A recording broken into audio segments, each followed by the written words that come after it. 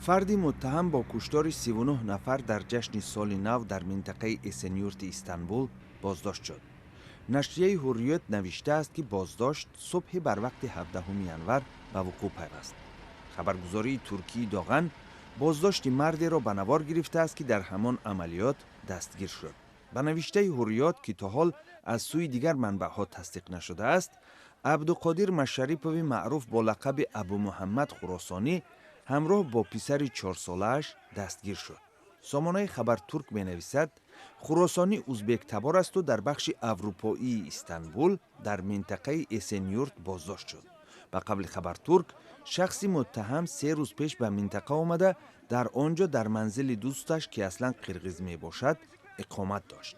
خبر ترک می افزاید که هنگام عملیات در منزل 3 نفر دستگیر شدند. خبرگزاری انادولو باشد ابراز داشته است که هنگام عملیات فردی متهم با حمله به طربخانه رین استانبول و همراه با او یک مرد قرقیز و 3 زن به حبس گرفته شدند. شب 1 ینور سلاح به دست در درآمدگاه طربخانه افسر پلیس را به قتل رسانیده، سپس در تالار از سلاح مسلسل به طرف مهمانان 6 تیردان یا خود 180 تیر خالی کرد.